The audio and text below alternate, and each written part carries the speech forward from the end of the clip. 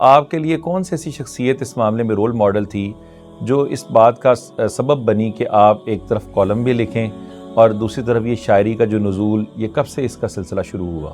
شاعری میں مجھے زیادہ جو اٹریکٹ کیا وہ فیض اور ناصر کاظمی ہیں، اور نثر کے اندر مختار مسعود کا نام کسی تعارف کا محتاج نہیں۔ اگر میں کالم کی بات کروں تو ہمارے عہد میں جو چند بہترین عطاء اللہ قاسمی اور جتنے بڑے ہمارے لکھنے والے ہیں ان کو میں نے پڑھا، ان کے نثر پڑھتا ہوں، اس سے مستفید بھی ہوتا ہوں اور پھر اس جیسا لکھنے کی کوشش بھی کرتے ہیں۔ تو کیا وجہ ہے کہ یہ زبان کے حوالے سے اگر دو جملے انگریزی کے نہ بولے جائیں تو یہ دیکھنے والا سمجھتا ہے کہ شاید میرے سامنے ایک جاہل بیٹھا ہے؟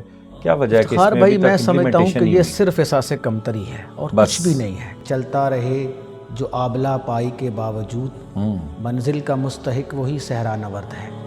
کتاب کلچر کے حوالے سے دیکھیں تو ہمارے ہاں کالجز میں لائبریری کا کنسیپٹ تو مکمل میں سمجھتا ہوں ختم ہو چکا ہے۔ کن مراحل سے ہمیں گزرنا ہوگا یا وہ کیا سٹیپس درکار ہیں کہ اس کلچر کو پھر سے عام کیا جائے؟ میں جب بھی اس موضوع پر بات کرتا ہوں تو میں سب سے پہلا جو قصوروار ٹھہراتا ہوں وہ والدین کو ٹھہراتا ہوں کہ اب جس کے جی میں آئے وہی پائے روشنی، ہم نے تو دل جلا کے سارے عام رکھ دیا۔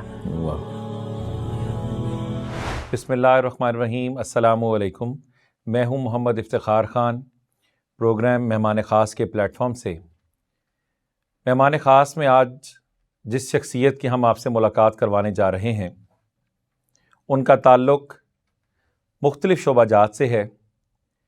وہ ایک بہترین لکھاری بھی ہیں، کالم نویس بھی ہیں، اس کے ساتھ ساتھ شاعر بھی ہیں، استاذ بھی ہیں، اور بھی زندگی کے پہلوؤں کو اگر ہم دیکھیں تو وہ نوجوانوں کی تربیت کے حوالے سے بھی پروگرامز کرتے ہیں۔ آپ ان کو ڈیفرنٹ چینلز میں، مارننگ شوز میں بھی دیکھتے ہیں بطور مہمان۔ میں بہت شکر گزار ہوں کہ آج وہ وقت نکال کر ہمارے مہمان خاص میں بطور خاص مہمان ہمارے درمیان موجود ہیں۔ میری مراد آغا ندیم سحر صاحب، السلام علیکم۔ وعلیکم السلام۔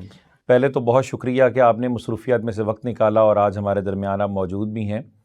آغا صاحب، ماشاءاللہ آپ کا تعارف جو ہے وہ بڑا ڈائیورسیفائڈ ہے، جس کے اندر ماشاءاللہ کہیں شاعری ہے، کہیں آپ جو ہے وہ کالم نگار ہیں، کسی جگہ پر آپ ایک سپیکر کے طور پہ جا رہے ہیں، کہیں آپ استاد ہیں۔ یہ اتنے جو ملٹی ٹاسکنگ کام ہے ایک ٹائم پہ یہ کیسے کرتے ہیں؟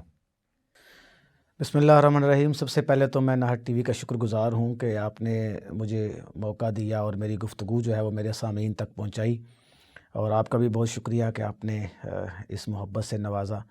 جہاں تک مختلف ٹاسک کا تعلق ہے، میں سمجھتا ہوں کہ انسان کی زندگی جو ہے وہ بہت مختصر ہے، اور اگر انسان اس دنیا میں کوئی چینج لانا چاہتا ہے، کوئی تبدیلی لانا چاہتا ہے، کسی انقلاب کا حامی ہے، تو اسے پھر صبح و شام کی تفریح کے بغیر کام کرنا پڑے گا۔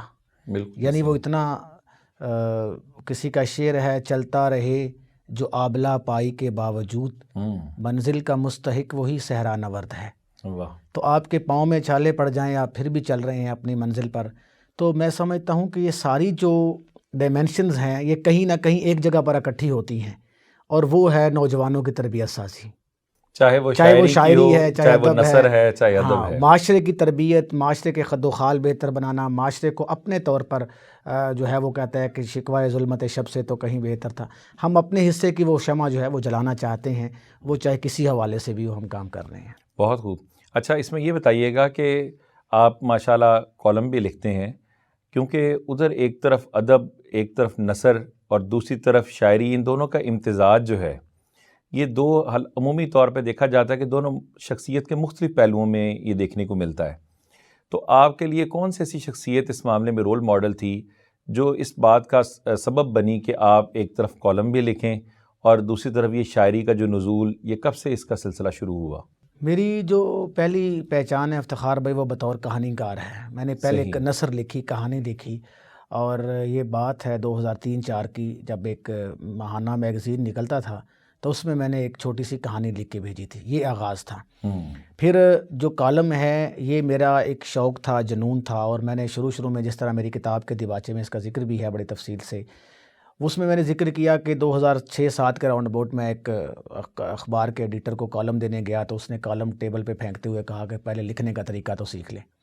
یہ جو اسٹیٹمنٹ تھی اس نے مجھے کالم نویس بنا دیا۔ اگنائٹ دی پیشن والی بات۔ میں نے کہا نہیں، اب تو وہ اللہ کا شکر ہے کہ اس کے بعد پھر قومی اخبارات تک پہنچے اور اب ایک نئی بات ایک نیشنل نیوز پیپر کے ساتھ وابستہ ہیں.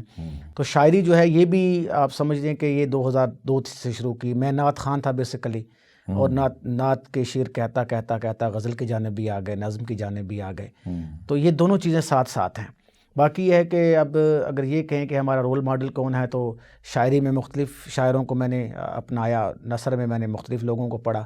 ہمیشہ جو اچھی تحریر ہوتی ہے, چاہے وہ شعر میں ہو چاہے وہ نثر میں ہو, وہ آپ کو اٹریکٹ کرتی ہے, آپ اس کو دیکھتے ہیں, پڑھتے ہیں, سنتے ہیں. لیکن پھر بھی کوئی ہوتا ہے نا کہ مجھے فلاں کی غزلیات یا فلاں کا شعری مجموعہ بہت پسند ہے. شاعری میں مجھے زیادہ جو اٹریکٹ کیا وہ فیض اور ناصر کاظمی ہیں. صحیح. ان کو میں نے بہت پڑھا بھی اور ان کو میں پسند بھی کرتا ہوں.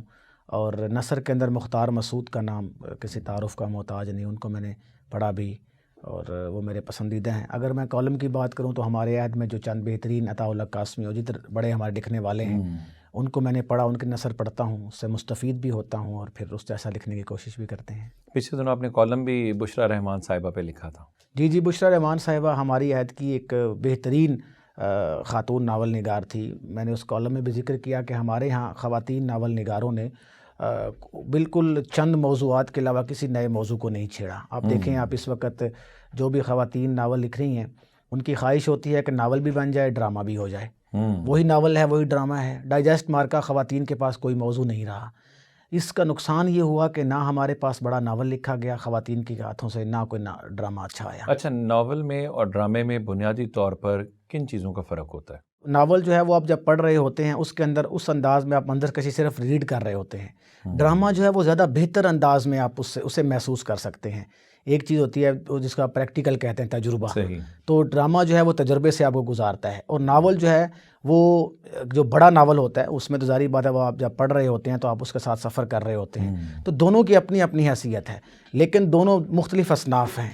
تو ہمارے یہاں یہ ہوا کہ میں صرف ڈائجسٹ مارکا خواتین کی بات کر رہا ہوں کہ انہوں نے ناول لکھے, اس کے بعد اسی پہ ڈرامے بن گئے.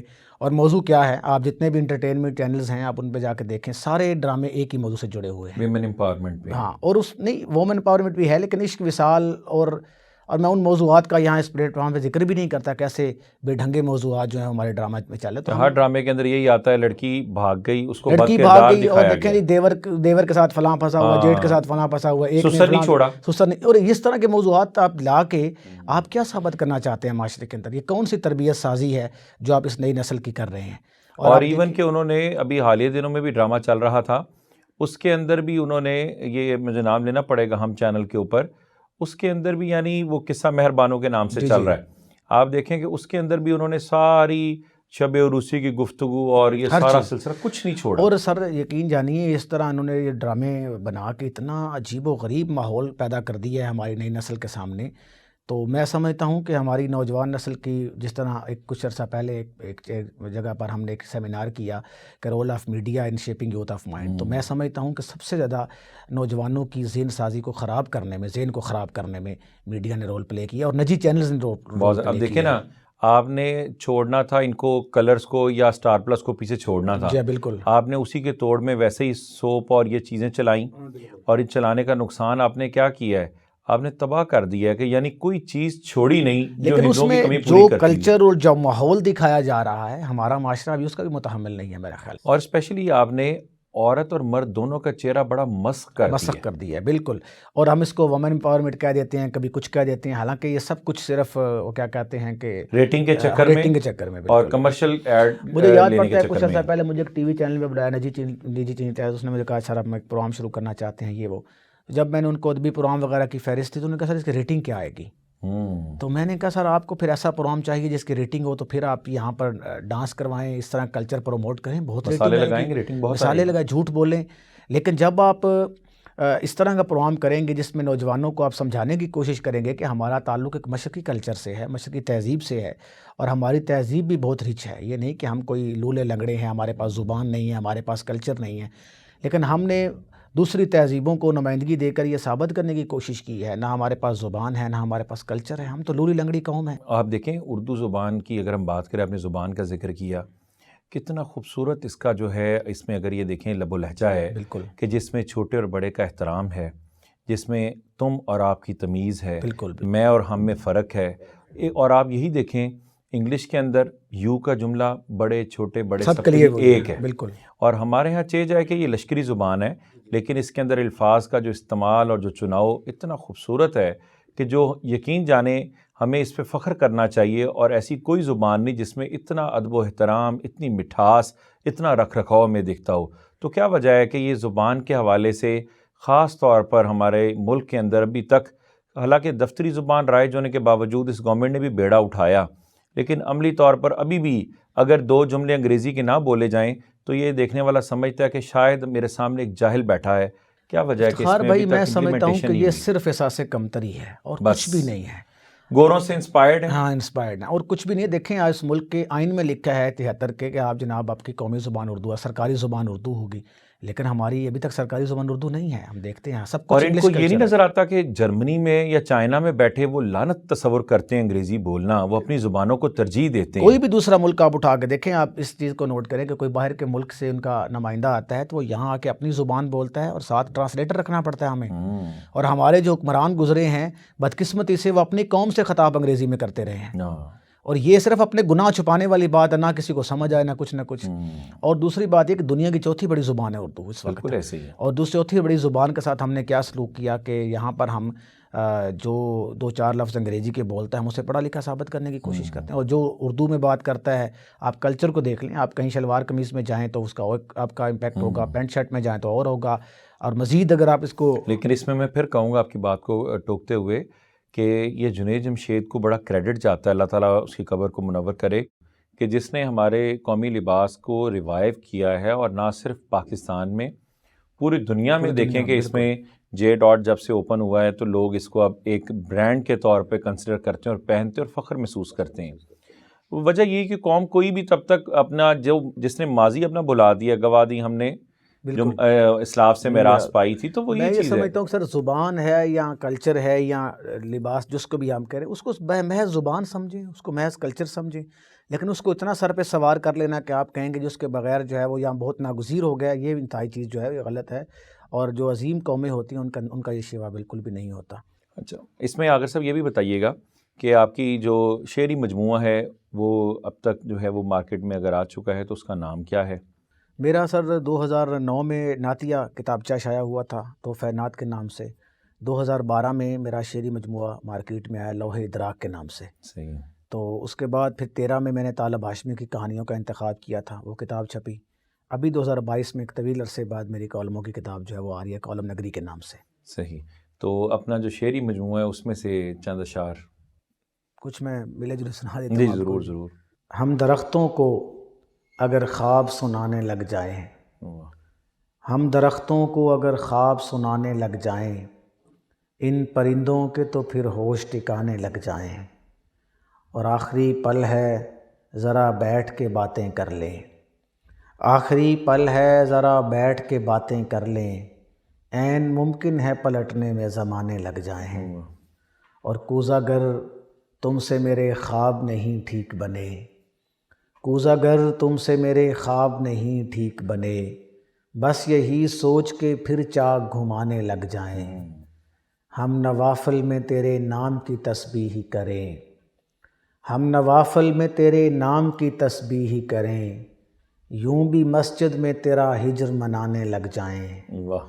اور حضرت قیس تیرے خواب کی بیعت کر کے، حضرت قیس تیرے خواب کی بیعت کر کے، ہم کسی دشت میں پھر نام کمانے لگ جائیں.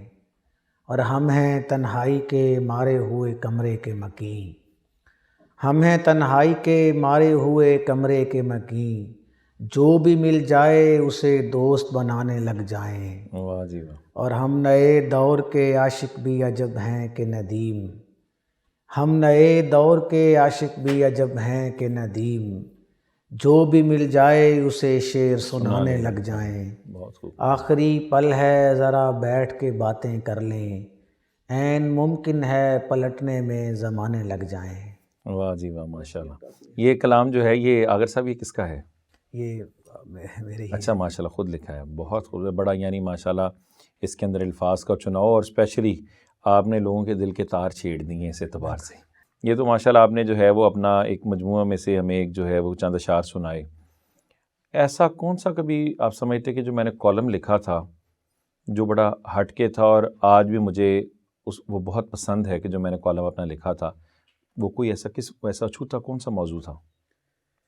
2-3 کالم سر ایسے تھے جس پر بڑا فیڈ بیک بھی آیا. ایک کالم میں نے لکھا تھا تعلیمی اداروں میں جنسی ہراسگی کے واقعات.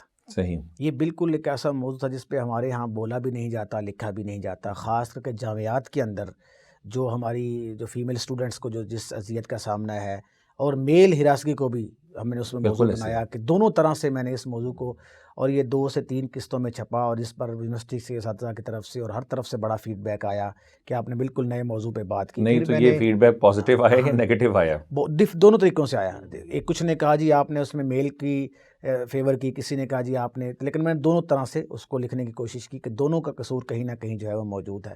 یہ معاشرے میں بڑا اہم مسئلہ ہے، اور اس وقت تو بہت زیادہ ہماری یونیورسٹیز کے اندر، ہمارے کالجز کے اندر یہ موضوع جو ہے یہ اس مسئلے کو اٹھانا جانا چاہیے. دوسرا موضوع میں نے انتہا پسندی کے اوپر مختلف ایپیسوڈ لکھی تھیں، قسطیں لکھی تھیں، جس میں خاص کر کے جو سیاسی حوالے سے بھی، مذہبی حوالے سے بھی، ادبی حوالے سے بھی جو ہمارے رویوں میں انتہا پسندی ہے، ایک شدت کا رجحان آ گیا ہے، وہ کیوں آیا ہے اور اس کو کیسے ہم ختم میں کرنا چاہیے.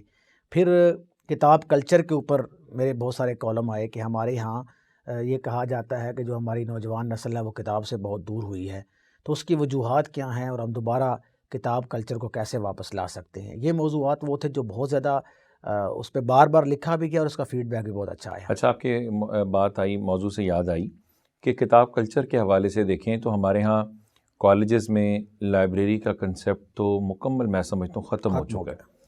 ہمیں کسی نجی میں یا حتیٰ کہ سرکاری میں بھی لائبریری کا لیکچر نظر نہیں آتا. بالکل نہیں آتا. اسٹوڈنٹ اس کو ویسٹیج آف ٹائم سمجھتے ہیں، ٹیچر بھی اس کو ترجیح نہیں دیتے، اور وہ کتابیں جو ایک خزانہ تھا ہماری ماضی اور اتنا تابناک ماضی، سارا وہ پروئے ہوئے ہماری یادیں اور اسلاف کی وہ یادیں کہ جن کو اگر دیکھیں تو ان پر ہمیں فخر کرنا چاہیے تھا، جو ہمارے آج کے نوجوان کے لیے مشعل راہ تھیں. لیکن آج وہ سارا جو ریکس کی زینت بنی ہے ان کو دیمک لگ رہی ہے. یہ اس کے لیے آپ کیا سمجھتے ہیں کہ اس کا قصوروار کون ہے، اور اس کے ریوائول کے لیے کن مراحل سے ہمیں گزرنا ہوگا، یا وہ کیا سٹیپس درکار ہیں کہ اس کلچر کو پھر سے عام کیا جائے؟ میں جب بھی اس موضوع پر بات کرتا ہوں تو میں سب سے پہلا جو قصوروار ٹھہراتا ہوں وہ والدین کو ٹھہراتا ہوں. میں کہتا ہوں کہ آپ دیکھ لیں کہ جو بھی لوگ آج شکوہ کرتے ہیں ہمارے بچوں کی اردو کمزور ہے، ان کو اردو نہیں آتی ہے، وہ کتاب سے دور ہے، ان کے گھروں میں کوئی کتاب نہیں ہے، کوئی لائبریری نہیں ہے، کوئی اخبار نہیں ہے، ان کے گھر ٹی وی چینل پر کبھی کوئی ادبی پروگرام دیکھنے کو آپ کو نہیں ملے گا، تو ہمارے ہاں وہ تربیت کی ہی نہیں گی. مثلا میں سمجھوں کہ آپ کارپوریٹ گھروں میں جائیں، ان گھروں میں آپ کو جم بھی نظر آئے گی، ان گھروں میں آپ کو بیڈمنٹن گراؤنڈ بھی نظر آئے گا، ان گھروں میں آپ کو سینما بھی چھوٹا سا نظر آئے گا، سب کچھ نظر آئے گا. اگر آپ کو ان گھروں میں نظر نہیں آئے گی تو لائبریری نظر نہیں آئے گی کوئی بھی. لیکن اس میں آپ کو بات کاٹ رہا ہوں آپ کی، جہاں پہ آپ والدین کو قصوروار کہتے ہیں وہاں ہمارے تعلیمی اداروں کا بھی بہت ہاں وہ دوسرے نمبر میں دیکھیں نا، والدین کے بعد اگلا مرحلہ آتا ہے تعلیمی اداروں کا. آپ دیکھ لیں کہ سرکاری بھی اور پرائیویٹ بھی تعلیمی اداروں میں کتب خانے کا، لائبریری کا کوئی رواج نہیں رہا. ایون جب بورڈ کا راؤنڈ ہوتا ہے یا اس کی ایکسٹینشن یا آپ کی ایفیلیشن ہوتی ہے، کتابیں مختلف کالجز اٹھا کر ڈسپلے دکھاتے ہیں، جی جو ان کے جانے کے بعد واپس کر. بالکل، یہ تو ہر جگہ پر ہم نے خود بہت دیکھا، کتابیں اداروں سے منگوا لیں یا کہیں گھروں سے اٹھوا لیں اور وہ شو کر دیا. اچھا، اس کے بعد اخبار کا کلچر بھی نہیں، اخبار بھی نہیں ہو تو لوگوں کو پتہ چلے کتاب کو لفظ پڑھنا بھی ہے. تو ہمارے یقین جانیے، میں جب کلاس پڑھا رہا ہوں تو ہمارے بچوں کو الف بے نہیں آتی لکھنا. بالکل صحیح، الف بے نہیں آتی ان کو. اس سے بڑا کیا ظلم ہوگا کہ آپ کا بچہ سیکنڈ ایئر میں ہے اور اس کو الف بے کے جے نہیں پتہ کیا کیسے لکھنی ہے، اس کو اردو کی گنتی نہیں آتی لکھنی. بالکل. تو اس کے لیے کیا کرنا ہوگا؟ کیونکہ دیکھیں، جہاں پر اگر ہم بات کرتے ہیں والدین کی، تعلیمی اداروں کی، تو اس کو اب واپس بھی تو لانا ہے نا. بالکل، میں یہی کہتا ہوں کہ والدین کو اس معاملے میں یہ رول پلے کرنا چاہیے. گھروں کے اندر ایک تو اخبار بینی کو فروغ دیں، کوئی نہ کوئی اخبار ضرور لگوائیں. پھر بچوں کو یہ عادت ڈالیں کہ جہاں ہم 500-700 کا پیزا، برگر، اس طرح کی چیزیں ایک دن میں کھا لیتے ہیں، ہم مہینے میں ایک کتاب 200 کی خرید لیا کریں، صرف 200 کی، 300 کی کتاب خرید لیں. اب دیکھیے گا ہر مہینے بچہ جب ایک کتاب خرید کے لائے گا، وہ جو کتاب کا لمس ہے وہ کتاب سے محبت سکھا دے گا خود بخود. بس نبی ہم کہتے ہیں جی ای لائبریریز آ گئی ہیں، میں کہتا ہوں جو کتاب ہاتھ میں پکڑ کے پڑھنے کا مزہ ہے وہ ای لائبریری کا نہیں ہے. اور کتاب دوستی کا کلچر ہوتا ہے کہ کتاب ایک بہترین اچھا، پھر دوست ہے. دوسرا ہے کہ دوستوں کو جب برتھ ڈے ہو کوئی بھی گفٹ کتاب کی صورت میں دیں، ان کو کتاب گفٹ کریں، یہ بہت اچھا طریقہ ہے. اسی طرح والدین جو ہیں، اساتذہ جو ہیں، وہ کلاس میں باقاعدہ ہر ٹیچر ہر سبجیکٹ کا اناؤنس کرے کہ بیٹا اس مہینے آپ نے کون سی کتاب پڑھی، آج کل آپ کون سی کتاب پڑھ رہے ہیں، آج آپ نے کوئی اخبار دیکھا کہ نہیں دیکھا، کالج میں اخبار آتا ہے آپ نے دیکھا اس کی خبریں. یہ چیزیں جب ہم کلاس رومز کے اندر جہاں تربیت بچوں کی تربیت گاہ ہوتی ہے، گھر جہاں بچوں کی تربیت گاہ ہے، بچوں کو جب بار بار یہ چیز سننے کو ملے گی تو آٹومیٹکلی ان کے اندر وہ ایک رجحان آئے گا کہ یار ہم کبھی تو ان کو احساس ہوگا کہ یار کتاب. تو میں اپنی کلاس میں باقاعدہ جو ہے وہ کتاب اسائنمنٹ دیتا ہوں بچوں کو کہ اس مہینے کی اسائنمنٹ یہ ہے کہ آپ نے کون سی کتاب پڑھی اور آپ اس پہ اسائنمنٹ بنا کے لائیں، اور باقاعدہ میں اس کے 20 نمبر رکھتا ہوں تاکہ اسی بہانے بچے جو ہے وہ کوئی کہتا ہے سر میں نے 10 صفحے پڑھے، کوئی کہتا ہے میں نے 5 صفحے پڑھے، تو میں کہتا ہوں جو آپ نے پڑھا وہ لکھ کے دکھائیں ذرا. اور کتاب کا یہ حال ہے کہ آپ یہ دیکھیں کہ جوتے شیلفز پہ پڑھیں پڑھتا ہے اور انارکلی کے باہر جائیں اتوار کو عام دنوں میں کتابیں زمین پہ پڑھی ہیں. تو پھر آپ اسی لیے تو قوم ابتری کا شکار ہے. پھر آپ کہتے ہیں لٹریسی ریٹ نہیں ہمارا بڑھ رہا. اس قوم کو پھر کتابوں کی بجائے جوتوں کی ضرورت ہے. تو یہ بڑی مشہور ہے، یہ بات ایسے ہی ہے. تو ہمارے ہاں میرے خیال سے تعلیمی اداروں کو، والدین کو اور اساتذہ کرام جو اتنا بڑا معلم جو ہے اتنا بڑا عہدہ ہے، اگر وہ اس سے ایمانداری کے ساتھ یہ کام کرنا شروع کر دیں تو 1 2 سال 4 سال بعد کتاب جو ہے وہ واپس آئے گی. لیکن اگر صاحب آپ نے تو میز جو بتائے ہیں وہ تو بہت اچھے ہیں، لیکن اس اعتبار سے میں آپ کو بتاؤں کہ اگر میں اپنے ایک ادارے کے سربراہ کے طور پہ سوچتا ہوں نا کہ میں اگر لائبریری اوپن بھی کر دوں جی تو مجھے اندازہ ہے کہ جو آج کا نوجوان ہمارے کالجز میں پڑھ رہا ہے نا، اس میں سارے نہیں لیکن موسٹلی لوگ چور بھی ہیں. اب وہ ہوگا کیا کہ کلاس میں ہی ان کو کنٹرول کرنا اساتذہ کے لیے اتنا درد سر ہوتا ہے، بھلے ان کا تعلق کسی بھی کالج سے ہو، چیزیں نہیں لوگوں کی بچتی. بالکل. چاہے اس کا تعلق امیری غریبی سے نہیں ہے، بالکل، تربیت میں کجی سے ہے، کمی سے ہے. وہ بچے جب لائبریری میں بیٹھیں گے تو یقین جانے کہ وہ ہمارے ٹائم پر اگر ہوتا تھا نا کہ وہ کتاب لے کر واپس کرنی، چھوڑ کے جانی، تو یقین جانے کہ آج کا نوجوان پڑھے گا تو نہیں لیکن ردی بیچنے یا کالج کو نقصان دینے کے لیے اس کو چوری ضرور کرے گا. اس کے لیے ایک سیٹ اپ آپ کو پتہ نا ہے، لائبریریاں رکھے جاتے ہیں، وہ باقاعدہ جو ہے وہ چیک اینڈ بیلنس ہوتا ہے کہ سب کچھ ہوتا ہے. لیکن اب جتنے فنکار اس قوم میں پیدا ہو رہے ہیں نا، یقین جانے کہ اگر ان کے لیے لائبریری کھول بھی دی جائے نا، میں نے اپنے کالج میں بنائی ہے، ٹھیک ہے، لیکن میں اسی لیے اوپن نہیں کر پاتا کہ اگر ان کو بٹھا دیا تو یہ روز قصدن ہو سکتا ہے کتاب ایشو کروا کے یہ پڑھائی چھوڑ دیں لیکن کتاب چوری کر جائیں. یہ تو بالکل ایک مجموعی طور پہ اس قوم کا رویہ ہے. اس پہ تو ظاہری بات ہے ہم کیا کہتے ہیں ماتم ہی کر سکتے ہیں، لیکن یہ ہے کہ روزانہ کی اگر ہم کتاب کی تبلیغ شروع کر دیں تو ممکن ہے کہ حالات، ظاہری بات ہے پھر بات وہی آ جائے گی کہ اب جس کے جی میں آئے وہی پائے روشنی، ہم نے تو دل جلا کے سارے عام رکھ دیا. تو ہمیں تو اپنا دل جلا کے رکھنا چاہیے، کوئی اس سے روشنی پاتا ہے یا نہیں پاتا، لیکن کوشش ضرور کرنی چاہیے. آپ نے بالکل بجا فرمایا. اچھا، اس کے علاوہ کوئی اور اپنا جو شعری مجموعہ آپ جو سنانا چاہیں، اشعار جو کوئی ہم سے ناظرین کے ساتھ شیئر کرنا چاہیں؟ ایک غزل کے کچھ اور شعر سنا دیتا ہوں. جی ضرور. میں نے جس کو یہ زندگی دی ہے، میں نے جس کو یہ زندگی دی ہے، اس نے تحفے میں ایک گھڑی دی ہے. واہ. میں نے جس کو یہ زندگی دی ہے، اس نے تحفے میں ایک گھڑی دی ہے. اس زمانے سے بھی نہیں بنتی جس زمانے کو آگے ہی دی ہے. اس زمانے سے بھی نہیں بنتی جس زمانے کو آگے ہی دی ہے. خار زادوں سے کیا گلہ کرنا، خار زادوں سے کیا گلہ کرنا، ہم کو پھولوں نے بے رخی دی ہے. اور تیری آنکھوں کی خیر شہزادی، تیری آنکھوں نے شاعری دی ہے. واہ. اور میری آنکھیں نکالنے والوں، میری آنکھیں نکالنے والوں، میں نے تم کو بھی روشنی دی ہے. واہ. اور ایسے پیاسوں کی خیر مانگا کر، ایسے پیاسوں کی خیر مانگا کر، جن کو دریا نے تشنگی دی ہے. واہ جی واہ. اور ایک دو شعر اور سناتا ہوں. یہ خوابوں کی تجارت ہو رہی ہے، یہ خوابوں کی تجارت ہو رہی ہے کہ تعبیروں کی عزت ہو رہی ہے. تمہیں کل فون پر جو بھی کہا ہے، تمہیں کل فون پر جو بھی کہا ہے، مجھے اس پر ندامت ہو رہی ہے. اسے میں الوداع کہنے لگا ہوں، اسے میں الوداع کہنے لگا ہوں، مجھے جس سے محبت ہو رہی ہے۔ سہولت دینے والے خوش بہت ہیں، سہولت دینے والے خوش بہت ہیں کہ مرنے میں سہولت ہو رہی ہے۔ پرندے خودکشی کرنے لگے ہیں، پرندے خودکشی کرنے لگے ہیں، یہ جنگل سے بغاوت ہو رہی ہے۔ واہ جی واہ۔ تیرے خوابوں سے ہجرت کر رہا ہوں، مجھے آنکھوں سے وحشت ہو رہی ہے۔ تیرے خوابوں سے ہجرت کر رہا ہوں، مجھے آنکھوں سے وحشت ہو رہی ہے۔ مجھے کیوں ہجر بخشا جا رہا ہے، یہ مجھ پہ کیوں عنایت ہو رہی ہے۔ واہ جی واہ۔ سہولت دینے والے خوش بہت ہیں کہ مرنے میں سہولت ہو رہی ہے۔ واہ جی واہ۔ کوئی نوجوانوں کے لیے کوئی، میں چاہوں گا کہ اشعار کا مجموعہ ایسا آپ سنائیں جس میں ان کے لیے کوئی ترغیب، کوئی تربیت کا پہلو ہو، جیسے اقبال نے لکھا ہے اور بے شمار ایسے ہمارے شعراء حضرات نے لکھا ہے۔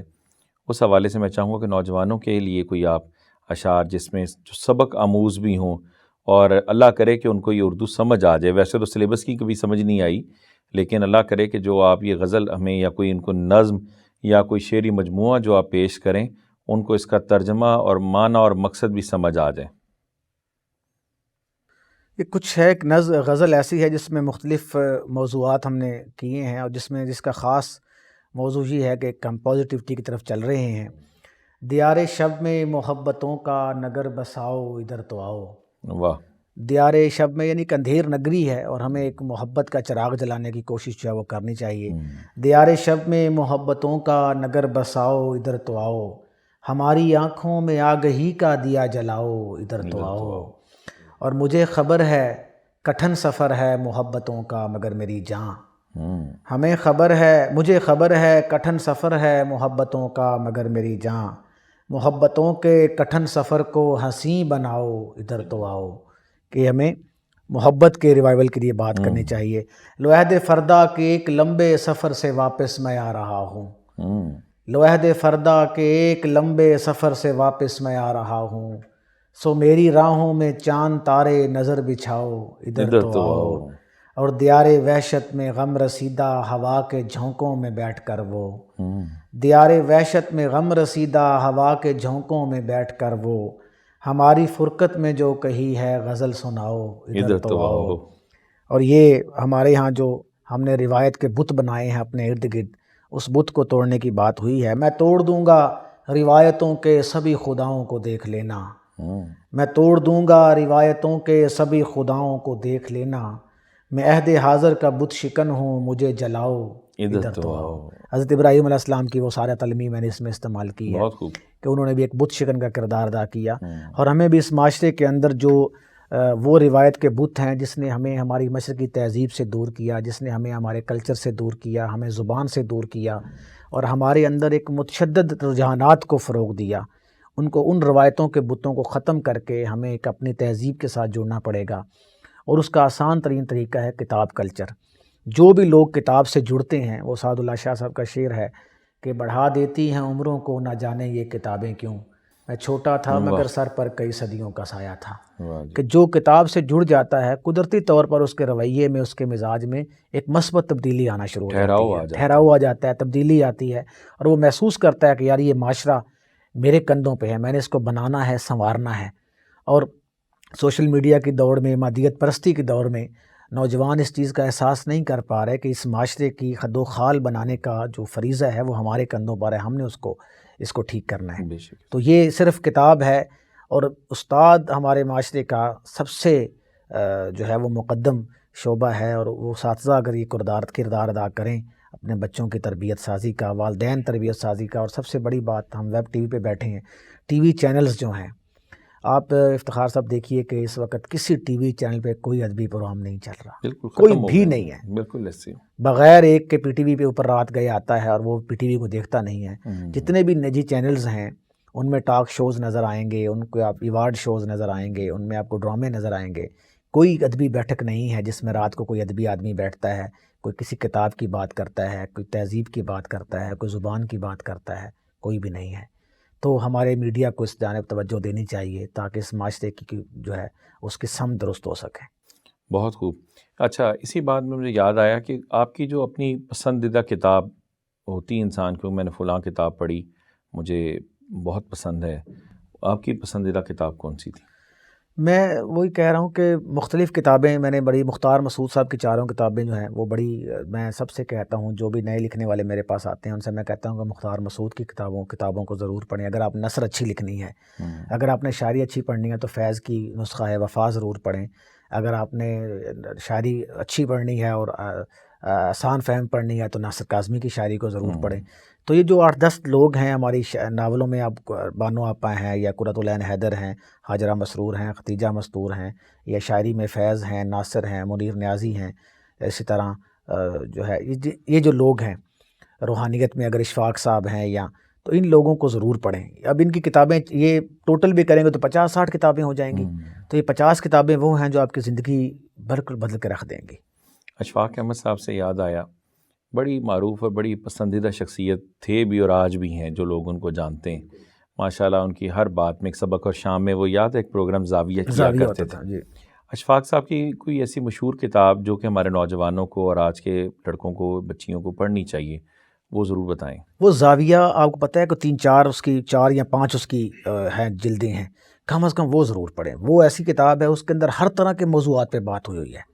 تو بچوں کو زاویہ ہی وہ 4 یا 5 میرے خیال سے اس کی جو ہے نا وہ ہیں جلدیں، وہ ضرور پڑھنی چاہیے، بلکہ پہلی فرصت میں وہ پڑھنی چاہیے.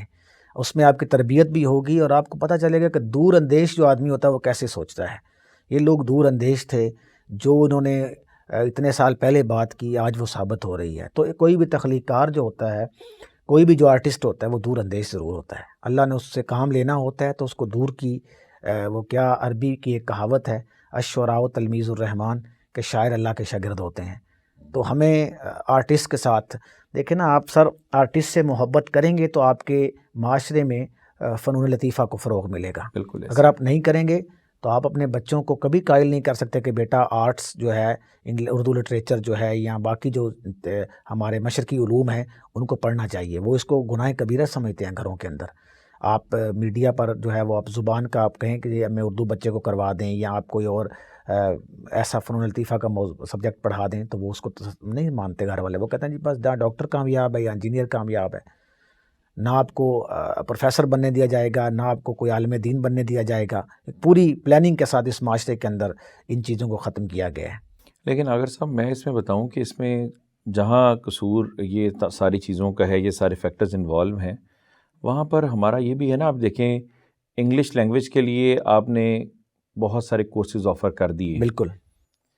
کبھی نظر نہیں آتا کہ اردو کمیونیکیشن کے لیے، ہم اردو لینگویج کے لیے کمیونیکیشن سکلز کے اعتبار سے ہم اردو کی جو ہے زبان کی سازی کے لیے ہم کوئی کام کرنے جا رہے ہیں. سر وہی بات ہے نا کہ بنیاد نہیں بنائی گئی. پرابلم صرف یہی ہے کہ بچوں کے ذہنوں میں یہ بات لائی نہیں گئی کہ اردو اہم چیز ہے یا مشرقی تہذیب اہم چیز ہے. تو ہماری کوئی کتابیں ایسی ہیں جن کو سیکھ کر آپ سمجھے کہ اردو کے اس میں درستی، الفاظ کی درستی ہو، یا اس کے علاوہ بالکل میں سمجھتا ہوں کہ نوجوانوں کو جو یہ چھوٹی لغات ہیں، ڈکشنریز ہیں، ان کو اپنے پاس ضرور رکھنا چاہیے. مثلا میرے بچے جب مجھ سے کہتے ہیں سر اردو کمزور ہے کیا کریں، میں کہتا ہوں ایک تو آپ روٹین بنائیں کہ آپ نے روزانہ کا 1 صفحہ اردو کا لکھنا ہے، چاہے آپ کتاب سامنے رکھ کے لکھیں، چاہے آپ اخبار کی خبریں لکھیں. دوسرا آپ روزانہ کا اخبار ضرور پڑھیں اردو کا. تیسرا آپ کو دن میں جو بھی آپ اردو سنیں، کوئی مشکل لفظ ہو تو آپ ڈکشنری سے، لغت سے ضرور مطالعہ کریں. یہ 3-4 کام آپ کا. اور دوسرا اردو بولیں. بالکل ایسے یہ کام آپ کرنا شروع کر دیں، آپ کو اردو ٹھیک ہو جائے گی. دوسرا دیکھیں سر، میٹرک تک جو ہماری اردو ہے نصاب میں، یا انٹر کی اردو، یہ بیسک اردو ہے. اگر استاد بہترین طریقے سے اردو پڑھا لے اور بچہ توجہ سے پڑھ لے تو اس کی ساری بنیادی اردو کی چیزیں جو ہے وہ کلیئر ہو جاتی ہیں. اب گرامر ساری میٹرک تک موجود ہے، 7, 8, 9, 10 کی گرامر آپ دیکھیں ساری بیسک گرامر ہے. تو وہ یہی بات ہے کہ صرف توجہ دینے کی ضرورت ہے. ورنہ ہمارے پاس اب جو بڑی کتابیں ہیں، مثلا مولوی عبدالحق کی کتاب ہے یا باقی جو نامور کتابیں ہیں اردو گرامر کی، اس سے پہلے بچوں کو یہ جو آغاز کی گرامر ہے اس کو پڑھنا چاہیے، اور اس کے لیے اساتذہ کی محنت بہت ضروری ہے. آخر میں کوئی ایسا جو پیغام دیکھنے والوں کو یا نوجوان نسل کو، کسی کو بھی دینا چاہیں؟ میں سب سے بلکہ اپنے ہم عصر سے، اپنے معاصرین دوست جتنے بھی ہیں جو لکھتے بھی ہیں اور جو پڑھتے بھی ہیں، ان سے یہی گزارش ہے کہ اپنے قلم کے ذریعے ایک تو کتاب کلچر کو ضرور پروموٹ کریں، کتاب کلچر کو بڑھائیں. دوسرا جو بھی لکھیں یہ سوچ کے لکھیں کہ آپ کے قلم سے ایک ایک نکلا ہوا جملہ، ایک ایک جملہ جو ہے وہ کسی پر اثر کر رہا ہے. آپ کیا لکھ رہے ہیں، اب یہ مت سوچیں کہ یار مجھے تو پڑھنے والے کم ہیں یا زیادہ ہیں. آپ جو لکھ رہے ہیں آپ اتنی ایمانداری سے لکھیں کہ آپ یہ سمجھ جائیں کہ یار میں جو لکھوں گا یہ نوجوانوں پر اثر کرے گا، اور وہ پڑھ کے اس سے یا مثبت رستہ لیں گے یا منفی۔ جس طرح لکھنے والوں میں دیکھیں تو لکھا تو تہمینہ دورانی اور ریحام نے بھی لکھا، ریحام نے بھی لکھا ہے، بالکل صحیح کہہ رہا ہوں۔ تو یہ ہے کہ آپ نوجوانوں کی ذہن سازی کے لیے لکھیں اگلا، کیونکہ ہر دور جو ہوتا ہے وہ نوجوانوں کا دور ہوتا ہے، کیونکہ انسان کی زندگی کے 3 سٹیج ہیں، بچپن، جوانی، بڑھاپا۔ بچپن اور بڑھاپے میں تو وہ کسی کے سہارے ہوتا ہے، جوانی ایک ایسا سٹیج ہوتا ہے کہ انسان کچھ بھی کر گزرنے کا جذبہ رکھتا ہوتا ہے۔